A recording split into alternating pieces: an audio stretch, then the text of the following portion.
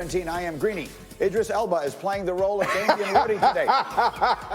You've lost 92 pounds. Yeah, man, I'm back in fighting shape, so I'm good. I feel good. Fabulous. It's great to have you here. We have plenty of football acumen coming your way in a moment. And we're going to open today by saying, thank God it's Thursday, because what a slate of sports we have coming up. Let's take a look. Of course, tonight we have the kickoff of week 2 of the NFL schedule with the Bengals and the Browns, and a lot at stake, much more than just in-state bragging rights as both teams look for their first win. Meanwhile, we have game 2 of the NBA's Eastern Conference Finals. Celtics looking to even that up after the Heat's dramatic OT win in game 1. But that's not anywhere near all. Second round of the WNBA playoffs are tonight, featuring the Phoenix Mercury, who won on that buzzer beater on Tuesday. Then there's hockey. Eastern Conference Finals, Game 6. Islanders looking to keep it alive and force a Game 7 as they continue against the Lightning. And there's more. A dozen Major League Baseball games today, including afternoon action between the Twins and the White Sox, who can lock up a playoff berth with a win over Minnesota. They've been the surprise of the season. And saving my favorite for last, the U.S. Open gets underway at Winged Foot. Tiger Woods continuing his quest to catch Jack. Phil Mickelson trying to finish off the career Grand Slam. So a fabulous day in sports, and we begin with this. Bruce Arians has been critical of Tom Brady this week after Brady threw 2 picks and was sacked 3 times in his Bucs debut. Brett Favre, who also changed teams later in his career, questioned Arians' approach on the radio this week.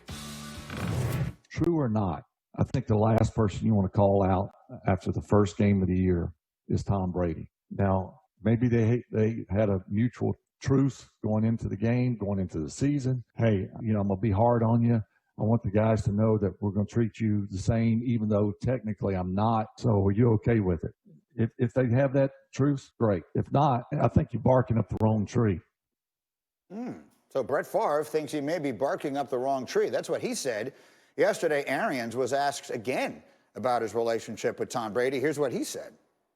Yeah, Tom and I are fine, so I don't really care what other people think. So it's just what he and I think, and we left the stadium fine, we showed up today fine, so there ain't nothing to talk about.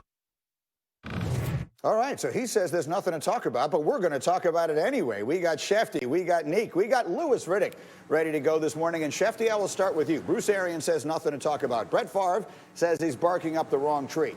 What do you say? Oh, with great respect to Brett Favre, hasn't Tom Brady been through that sort of thing for 20 years in New England? Hasn't he experienced that very same thing with Bill Belichick?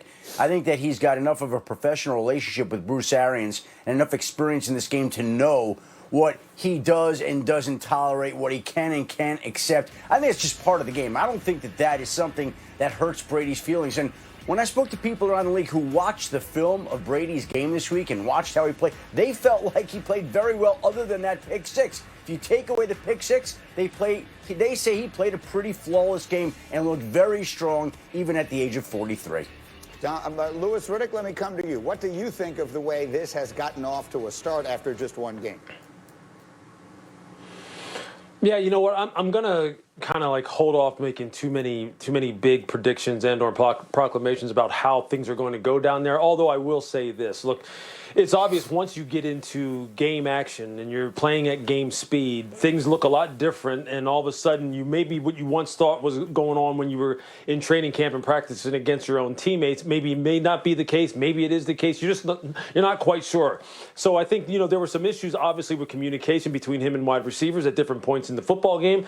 I don't think Tom's physical ability has deteriorated, or we need to start making any wild, crazy, predictions about him falling off a cliff or anything like that. But there obviously needs to be more time to allow for him to get on the same page, especially with some of the route conversions that the receivers undergo in the middle of plays. And obviously Tom and Mike Evans weren't on the same page a few times.